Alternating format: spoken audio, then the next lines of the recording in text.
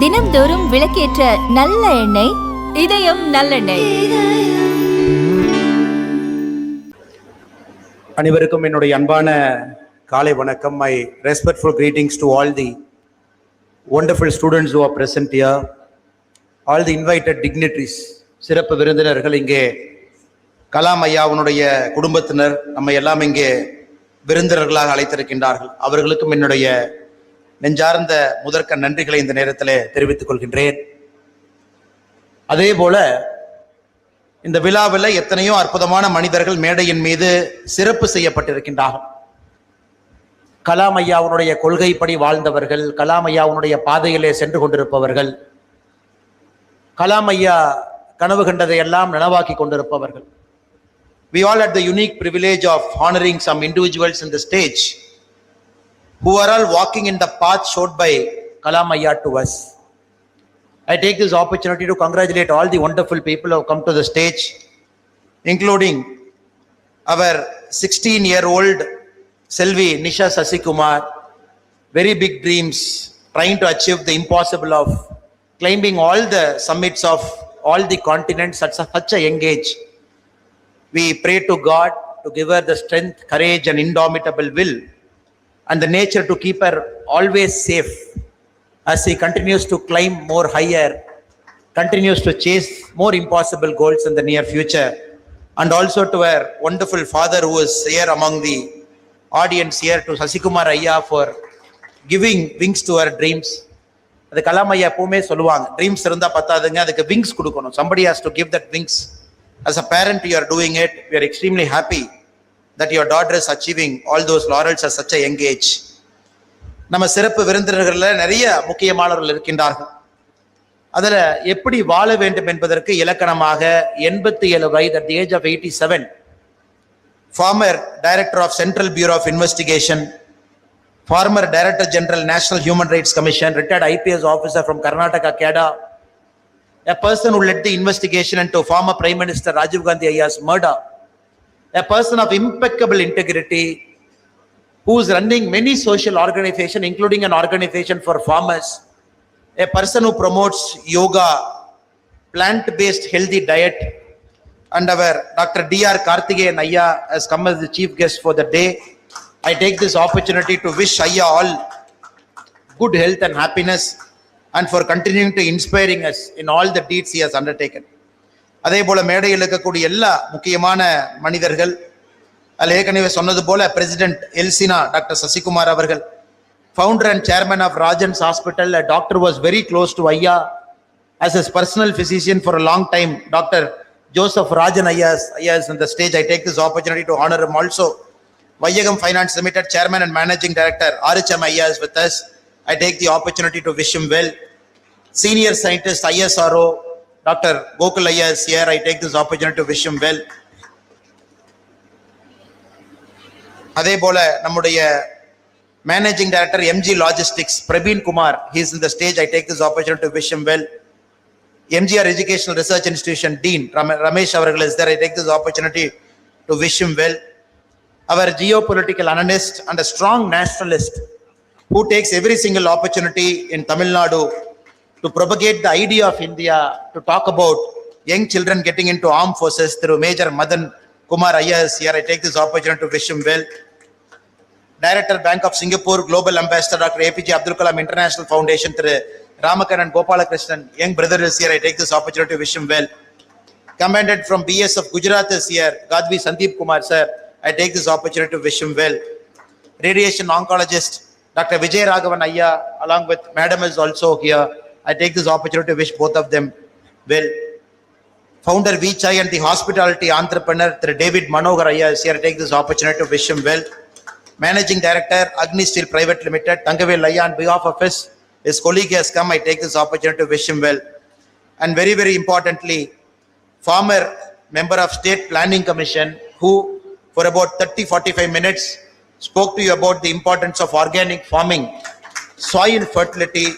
Dr. Sultan Ahmad Ismail Ayya is there. I take this opportunity to wish him all well.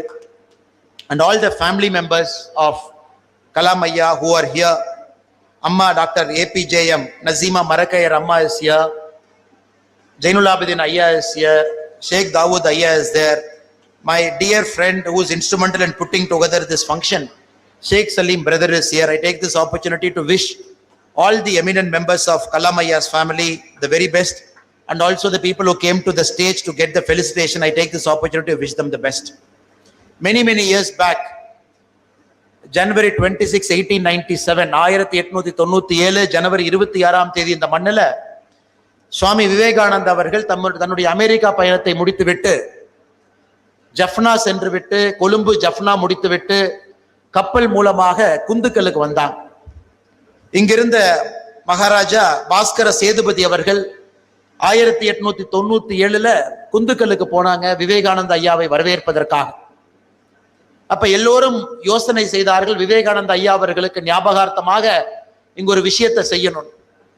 அப்ப இங்கிருந்த மரக்கையர் குடும்பத்தினர் அவர்கள் நேரடியாக 5 acre நிலத்தை அன்னைக்கு குந்துக்கல்ல விவேகானந்தர் ஐயாவுடைய ஞாபகார்த்தமாக விவேகானந்தா ஹவுஸ் அமைப்பதற்காக மரக்கையர் குடும்பத்தினவர்கள் 5 ஏக்கர் நிலத்தை அன்னைக்கு தானமாக கொடுத்தாங்க. 1897 ஏபிஜே அப்துல் கலாம் ஐயாவும் கூட மரக்கையர் குடும்பத்தினுடைய சான்றாக இங்கே அவங்களுடைய குடும்பத்தினெல்லாம் இருக்கிறாங்க. அன்னைக்கு நமக்கு ஒரு சாமி விவேகானந்தர் அவர்கள் இருந்தார். அந்த காலகட்டத்தில் நாட்டு மக்களுக்கு பேசுவதற்காக, பெரிய கனவுகளை காண்பிப்பதற்காக, நமக்குள்ள இருக்கக்கூடிய ஆத்ம பலத்தை நாம் புரிந்து கொள்வதற்காக, உணர்ந்து கொள்வதற்காக எப்பொழுதுமே ஞானிகள் நம்மோடு நடந்து கொண்டிருப்பார்கள். ஒரு சாமி விவேகானந்தருடைய காலத்திற்கு பிறகு இந்த மண்ணில் ராமேஸ்வரத்துல பிறந்து ஒரு எளிய குடும்பத்துல பிறந்து தன்னுடைய வாழ்க்கைய ஒரு நியூஸ் பேப்பர் பாயாக ஆரம்பித்த ஒரு வாழ்க்கை, அதன் பிறகு படிப்படியாக படிப்பின் மூலமாக மேலே உயர்ந்த ஒரு மாமனிதர், தன்னுடைய குடும்பத்தில் இருக்கக்கூடிய அக்காவாக இருக்கட்டும், பெரியவர்களாக இருக்கட்டும், தன்னுடைய நகையெல்லாம் ஒரு காலத்தில் அடமானம் வைத்து அவருடைய கல்விக்காக துணை நின்ற ஒரு குடும்பம். டாக்டர் ஏபிஜே அப்துல் கலாம் ஐயா அவர்கள், சாமி விவேகானந்தா அவர்கள் காட்டிய பாதை, காட்டிய வழி, காட்டிய கனவுல பயணம் செய்து இன்னைக்கு நமக்கு நாம் எங்கே செல்ல வேண்டும், எப்படிப்பட்ட ஒரு சமுதாயத்தை உருவாக்க வேண்டும் என்பதற்கு ஒரு இலக்கணமாக வாழ்ந்து 11 ஆண்டுகளுக்கு முன்பு 84 வயது வாழ்ந்துவிட்டு 11 ஆண்டுகளுக்கு முன்பு நம்மை விட்டு பிரிந்து சென்றிருக்கக்கூடிய அந்த மாமனிதனுடைய இந்த விழாவில் நாம் எல்லோரும் கூட பங்கேற்றுக் கொண்டிருக்கின்றோம். இந்த விழாவினுடைய முக்கியமான நோக்கம் குழந்தைகள், கல்லூரியில் பள்ளிகளை படிக்கக்கூடிய மாணவர்கள். அதனாலதான் இந்த ஆண்டு தீம் இக்னைட் இந்தியா 2026 என்கின்ற தீம்ல இந்த விழா நடந்து கொண்டிருக்கிறது. பெரியவர்கள் எல்லாம் மேடைகளை அலங்காரம் செய்து கொண்டிருக்கின்றார். இந்தியா முழுவதும் இருக்கக்கூடிய மாணவ செல்வங்கள் இன்னைக்கு வெளியே டிஸ்பிளே கூட பண்ணியிருக்கிறாங்க. 100க்கும் மேற்பட்ட அவங்களுடைய கண்டுபிடிப்பை டிஸ்பிளே பண்ணியிருக்கிறாங்க. இந்த மாணவ செல்வங்கள் வருகின்ற காலத்துல கலாம் ஐயாவுடைய கனவின்படி ஒரு செல்ஃப் சஸ்டைனிங் டெக்னாலஜிக்கலி அட்வான்ஸ் நாட்டை உருவாக்க வேண்டும் என்பது கலாம் ஐயாவுடைய கனவு. இன்னைக்கு கலாம் ஐயாவை பற்றி நாம் எத்தனை விஷயம் பேசினாலும் கூட எத்தனை பேருக்கு தெரியும், 8 பிரதம மந்திரியோடு நேரடியாக பணி செய்திருக்கக்கூடிய அனுபவம் டாக்டர் ஏபிஜே அப்துல் கலாம் அவர்களுக்கு இருக்கிறது. இந்திரா காந்தி அம்மா கிட்ட ஆரம்பித்து ஐயா ராஜீவ் காந்தி அவர்கள், விபி சிங் அவர்கள், சந்திரசேகர் அவர்கள், ஐயா நரசிம்மராவ் அவர்கள், தேவகவுட ஐயா அவர்கள், ஐ.கே. குஜ்ரால் அவர்கள், அடல் பிகாரி வாஜ்பேயி ஐயா அவர்கள், 8 பிரதம மந்திரி கிட்ட நேரடியாக வேலை பார்த்த ஒரு அனுபவம். கற்ற கல்வி எல்லாம் இந்த மண்ணிலிருந்து ஆரம்பித்து சென்ட் ஜோசப் கல்லூரி திருச்சி, அதன் பிறகு சென்னையில, அதன் பிறகு இன்னைக்கு நாம நம்முடைய கோகுல் அவர்கள் இளைய மனிதராக எங்க டாக்டர் வந்திருக்கிறாங்க ஐஎஸ்ஆர்ஓல இருந்து. அன்னைக்கு முதலாக 40 ஆண்டுகளுக்கு முன்பு, 41 ஆண்டுகளுக்கு முன்பு நம்முடைய சோதனை ஓட்டத்துல ஃபர்ஸ்ட் சேட்டலைட்டை நாம லான்ச் பண்ணும்போது இட் வாஸ் அ ஃபெயிலியர். அன்னைக்கு கலாம் ஐயா தன்னுடைய புத்தகத்தில் எழுதுறாரு, இது ஃபெயில் ஆயிருச்சு, நாம போய் பிரஸ் முன்னாடி நம்மளை டிஃபெண்ட் பண்ணணும் அப்படின்னு நினைக்கும் பொழுது அன்னைக்கு அவருக்கு தலைவராக இருந்த விக்ரம் சாராபாய் அவர்கள் முன்னாடி வந்து பொறுப்பையெல்லாம் தாய் ஏத்துக்கிறார்.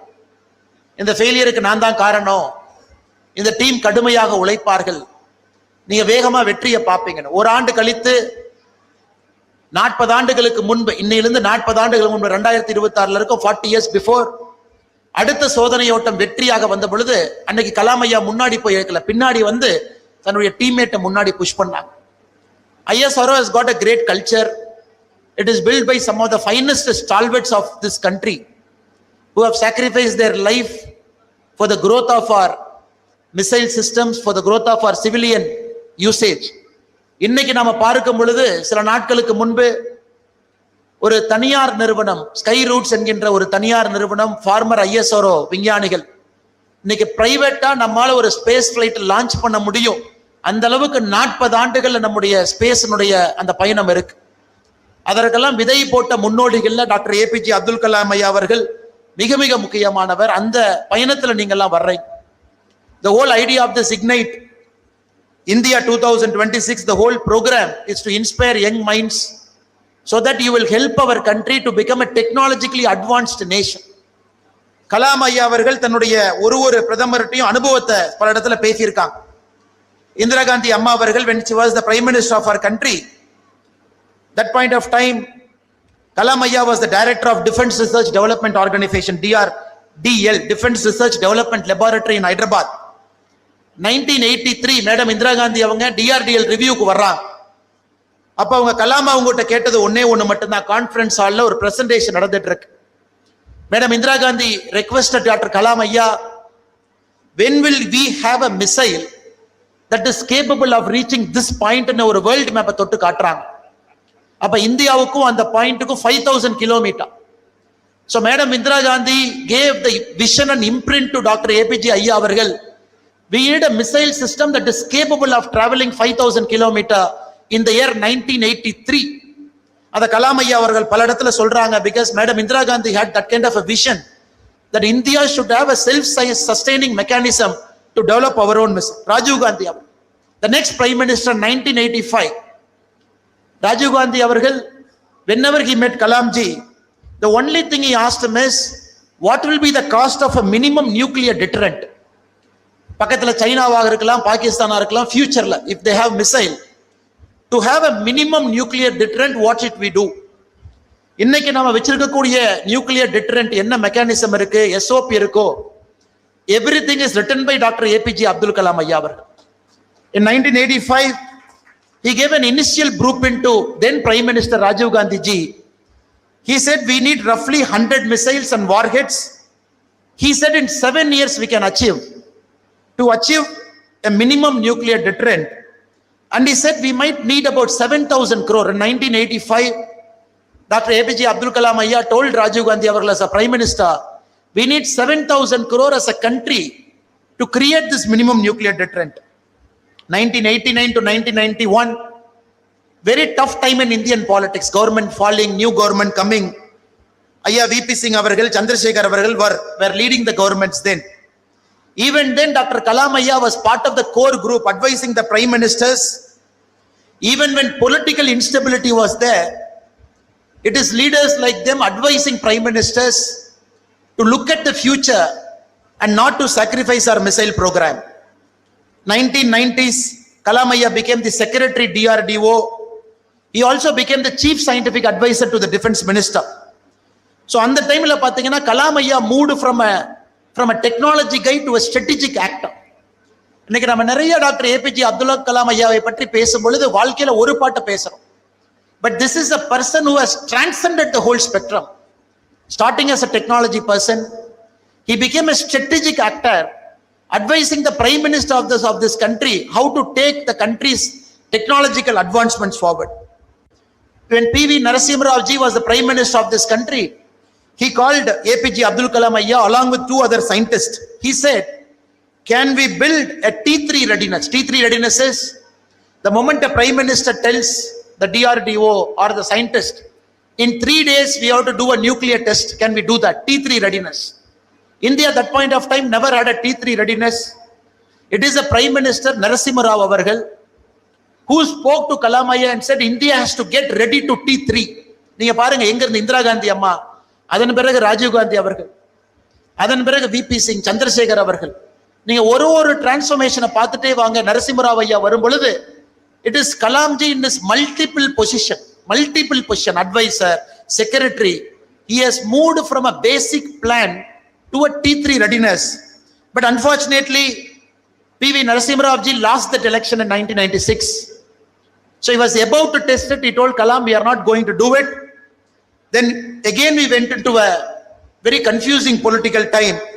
So multiple chief ministers, including IK Gujral ji, including Devagowda ji. We had multiple prime ministers in that time. Atal Bihari Vajpayee ji had only 13 days as India's prime minister. So இந்த குழப்பமான சூழ்நிலையிலும் கலாம் ஐயா அவர்கள் was very clear, we are moving towards T3. Prime ministers can come, prime ministers can go. It is APJ Abdul Kalam ji who had this vision continuously across multiple prime ministers, multiple governments, multiple political ideology, multiple party. இவங்க எல்லாம் வேற வேற ஐடியாலஜிங்க, வேற வேற politicians, வேற மாதிரி leaders, வேற மாதிரி பார்ட்டி. கண்டினியூஸ்லி அதை மூவ் பண்ணிக்கிட்டு வந்துகிட்டே இருந்தார். When finally we had the chance, when Vajpayee Ayya came for the second term as the prime minister, he told his private secretary Shakti Sinha, he said, please get Kalam கூட்டிட்டு வாங்க அப்படின்னு. That point of time they took about 6 hours to trace Kalam Ayya because he was somewhere roaming in northeast India. Finally Kalam Ayyaவை பிடிச்சு கூட்டிட்டு வர்றாங்க. When he came and met Atal Bihari Vajpayee ji, Vajpayee அவங்க ஒண்ணே தான் சொல்றாங்க, பட்டாக்கா சோர்னா ஹே அப்படிங்கிறார். தீபாவளி பட்டாசை வெடிக்கணும், தயார் பண்ணுங்க அப்படிங்கிறார். பட்டாக்கா சோர்னா ஹே அப்படின்னு கலாம் ஐயா. அதனால இது சாதாரணமா நம்ம கலாம் ஐயாவை நினைக்க கூடாது. The whole spectrum of strategic defense travel பண்ணி அமெரிக்கன் பிரஷர் எத்தனையோ நாட்கள் இருந்த பொழுதும் கூட அதை நாம வாஜ்பாய் அவனுடைய இரண்டாவது டைம்ல உங்களுக்கு தெரியும் 6th April 1998 Pakistanis tested surface to surface missile Gauri. So we had lot of pressure because Gauri missile was able to travel 1500 kilometer with a 700 kilogram warhead. So Delhi, Mumbai, Kolkata, Chennai எங்கேயா இருந்தாலும் கூட ஒரு Gowri missile பாகிஸ்தானுக்கு போக முடியும். It was very very important, that test cannot fail. அந்த போக்ரான்ல நம்முடைய test what Kalam Ayya did 1998 in the month of May, 2 tests we did, அது ஃபெயில் ஆகிறதுக்கு வாய்ப்பே இல்லைங்க. it has to only succeed. அது ஃபெயிலே ஆகக்கூடாது. சக்சஸ் மட்டும்தான் நம்ம நாடு எதிர்பார்த்தது. And APJ Abdul Kalam Ayya delivered it that day. May 11, May 13, 2 wonderful tests we did. The politics of our country changed forever. The strategic deterrence of our countries changed forever. The politics of Southeast Asia changed forever. The politics of India, China, Pakistan changed forever. அதனால இந்த மனிதர் he always had a vision coming from the small island. இந்த சின்ன ஐலண்ட்ல he says World War II 1945 பேப்பர்லாம் போய் வீட்டுல போடும் பொழுது கலாம் ஐயா அந்த காலையில பேப்பர் ஆர்வமா பார்ப்பார். என்ன ஆர்வமா பார்ப்பாருனாங்க, வேர்ல்டு வார் 2ல 2 விமானங்கள் சண்டை போட்டுட்டு இருந்துச்சு. the Spitfire planes and the Luftwaffe flights. Luftwaffe வந்து ஜெர்மன்ஸ், Spitfire வந்து பிரிட்டிஷ். எந்த பிளேன் ஜெயிக்குது அப்படிங்கிறத ஒரு நாள் பேப்பர் போடும் போதும் கலாம் ஐயா அந்த தலைப்புச் செய்தியில பார்ப்பார். அப்படி ஆரம்பிச்ச ஒரு கியூரியாசிட்டி படிப்படியாக இங்கிருந்து படித்து ஒரு இடமாக சென்று ஒரு தேசப்பற்றை எப்பொழுதுமே விடாம கடைசி வரை இந்த நாட்டிற்கு ஒரு சிறந்த குடிமகனாக நாம் எல்லாம் எப்படி இருக்க வேண்டும் என்பதை உணர்த்தி, அது மட்டும் இல்லை பல இடத்துல கலாம் ஐயா பேசும்பொழுது உங்களை போல நான் மாணவனா உட்கார்ந்துருக்கு. நேஷனல் போலீஸ் அகாடமி நம்ம ஐயா இங்க இருக்கிறாங்க, one of the best finest IPS officers of our country. ஹைதராபாத்ல கலாம் ஐயா பேச வருவாங்க. All of us will be students. Lal Bahadur Shastri academy டேராடூன்ல பேசுவாங்க, அங்கேயும் மாணவனாக அமர்ந்திருக்கின்றேன். ஆனா அவருடைய உயிர் பிரியும் பொழுது IIM ஷில்லாங்ல மாணவர்களுக்கு ஒரு லெக்சர் கொடுக்கும் பொழுதுதான் கலாம் ஐயா அவருடைய உயிர் பிரிந்து இறைவனடி சேர்ந்திருக்காங்கன்னா எந்த அளவுக்கு ஆண்டவன் கலாம் ஐயா மாணவர்கள் 3 பேரும் ஒரே லைன்ல இருந்திருக்காங்கன்னு நீங்க பாருங்க. All of them were in the same line at the age of 84 in IIM Shillong while giving a lecture. Kalam Ayya, we lost Kalam Ayya. But the beauty, every moment of this நாம இங்க வரும்பொழுதெல்லாம் it is an opportunity for us to tell ourselves we have to follow Kalam Ayya's path. A person who didn't get married, a person who gave up non-vegetarian, ஹாஸ்டல்ல போய் mess bill கட்டணும், send Joseph college திருச்சியில நான் vegetarian சாப்பாடு 18 ரூபா, vegetarian சாப்பாடு 14 ரூபா. அக்காவோட நகையை வாங்கி படிக்கும் பொழுது எதற்கு குடும்பத்திற்கு தேவையில்லாம அந்த 4 ரூபாய் செலவு வைக்கணும் அப்படிங்கறக்காக ஓவர் நைட் ஃப்ரம் நான் vegetarian he became a vegetarian. பாருங்க எந்த மாதிரி மனிதர், எவ்வளவு விஷயத்தை அவர்கிட்ட இருந்து நம்ம எடுக்க முடியும். இதே ராமேஸ்வரத்துல சைக்ளோன் 1964 ஒரு மிக மோசமான சைக்ளோன் வந்து ராமேஸ்வரத்தையே கிட்டத்தட்ட தரைமட்டமாக்கும் பொழுது அவருக்கு ஊருக்கு வரணும்னு ஆசை, கையில பணம் இல்லை, MITல படிச்சுட்டு இருக்காரு. தன்னுடைய ப்ரொஃபசர் பெஸ்ட் ஸ்டூடெண்ட் குடிச்ச டெக்ஸ்ட் புக்கை கொண்டு போய் அடமான வைக்கிறார். ஒரு கடையில 400 ரூபாய்க்கு அடமான வைக்கிறார். எதற்குன்னு கேட்கும் பொழுது ஊருக்கு போறதுக்கு பணம் இல்லை, சொந்த ஊர் ராமேஸ்வரத்துல சைக்ளோன் சேதத்தை ஏற்படுத்தி இருக்கு, என் டெக்ஸ்ட் புக்கை வச்சுக்கிட்டு 400 ரூபா கொடுங்க.